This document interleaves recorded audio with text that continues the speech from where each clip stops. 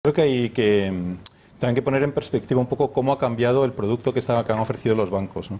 Los bancos sin duda son los mayores distribuidores de fondos en España, pero sobre todo la oferta que veíamos hasta hace relativamente poco era oferta de garantizados y de productos que eran muy similares a depósitos.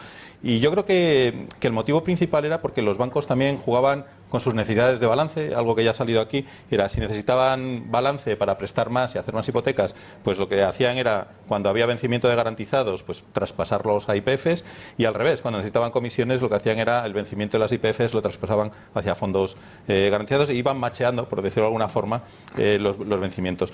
Ahora, la gran diferencia es que hay productos de mayor valor añadido que son mejor para el cliente. Yo creo que es una de las cosas que más ha cambiado en los últimos años. También hay una cosa, se ha hablado solo de fondos, pero nosotros también desde Manji hemos visto que todas las carteras asesoradas y las carteras discrecionales también han crecido mucho en los últimos, ¿no? Que es un poco lo que tú estás diciendo. Quizá también yo creo que el gran problema es que el cliente español, no todo el cliente español es lo suficientemente sofisticado como para formar una cartera a pesar de un asesoramiento como el que pueda dar Phil Capital, ¿no? Entonces, muchas veces el cliente que está acostumbrado a ir a su red bancaria, el cliente que sigue teniendo todos sus ahorros en su red bancaria, pues lo normal es que tienda al producto que le ofrecen, que es en retail o en banca minorista, va a ser productos de la casa y productos de la gestora del banco o ligada al banco, y ya cuando te mueves un poco más hacia banca premier o hacia patrimonios un poco más altos, pues o carteras asesoradas o incluso pues carteras discrecionales o ya pues una arquitectura abierta para banca privada. El fondo de fondo entra en la primera pata, es decir, para aquel banca minorista que pues que el cliente no es excesivamente sofisticado, pues le ofrecen una arquitectura abierta empaquetada.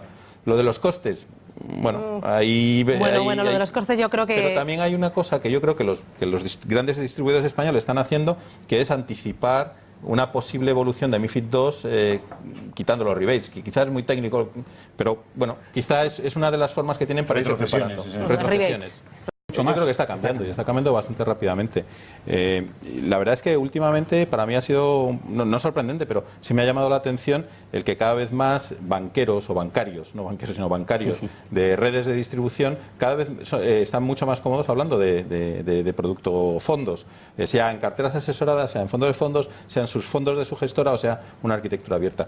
Una arquitectura abierta total en una red bancaria no la veo, sea a lo mejor en una plataforma, pero la base y la clave es el asesoramiento. Es decir, que aquel cliente reciba asesoramiento sobre el producto que encaje con su perfil de riesgo, porque a ver si vamos a estar vendiendo bonos emergentes o a señoras de 85 años.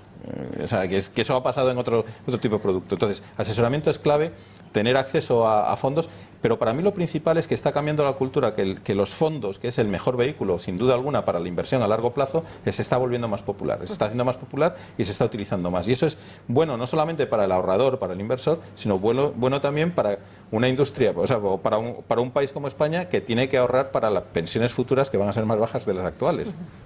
Han iniciado, y no ahora mismo, sino hace tiempo, tiene un coste. Es decir, lo que no se puede pretender aquí en España, ha habido también una sensación de que todo podía ser gratis. Sí. Y cuando todo es gratis, pues la calidad de lo que te ofrecen no es lo mejor del mundo.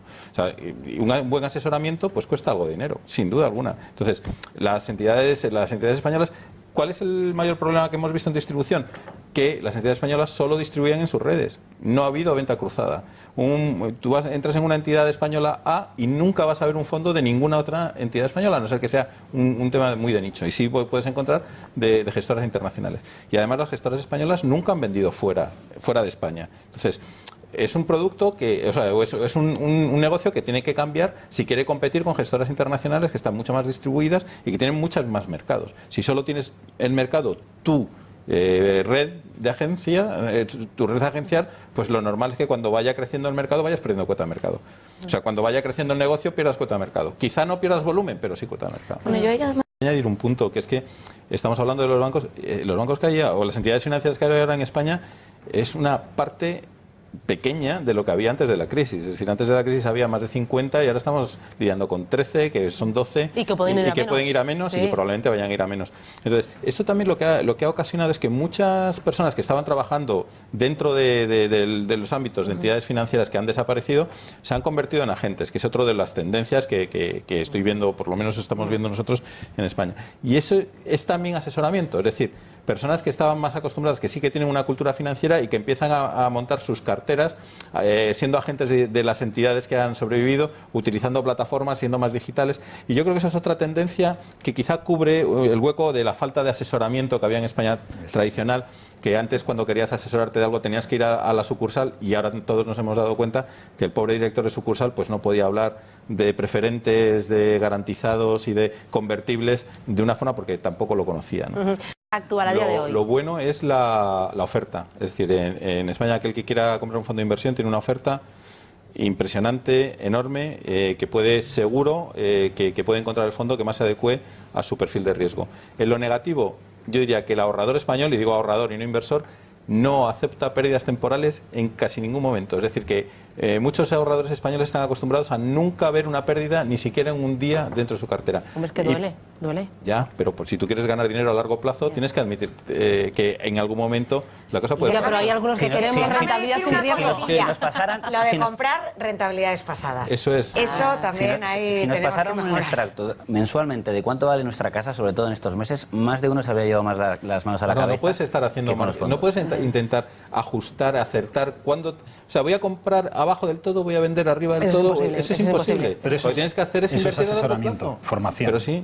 Entonces, cada vez que cae, la gente se pone nerviosísima. Y luego, respecto al tema que ha sacado Antonio, los costes. ¿Son caros los costes, los fondos aquí en España? ¿Qué tipo de comisiones son las que pagamos los ahorradores? ¿En esa distribución de fondos de inversión hay total transparencia o todavía tenemos que ganar en transparencia? Y MiFID II va a permitir que los costes de suscripción, de reembolso, de gestión, de depósito, de lo que sea, todo eso lo sepa el ahorrador o lo sabe ya a día de hoy. El tema. Yo creo que ahí ha habido un problema de falta de transparencia y no de costes. Perdona, Ricardo.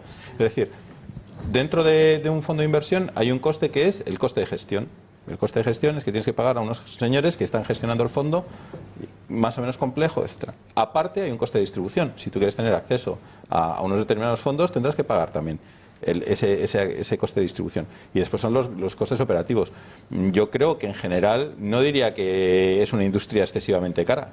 De verdad. Bueno, sobre el tema de retrocesiones y el tema de comisiones y el tema de coste para el cliente final, lo que ha pasado en Reino Unido, que eso han aplicado una legislación que es similar a MiFID II, no sabemos si MiFID II va a ser igual o peor, tiene pinta de que va a ser menos, pero bueno, se llama RDR, ¿no? Y se aplicó desde primeros del año pasado.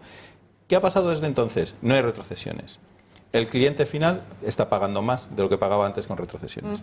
Y a la mayoría del cliente se le ha aumentado el coste entre un 30 y un 40%.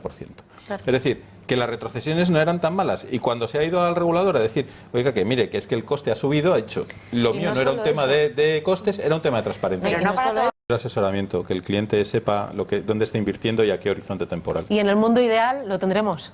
Yo espero que poco a poco sí. Sí, yo creo que también. Si no, no estaríamos aquí. Broche de oro.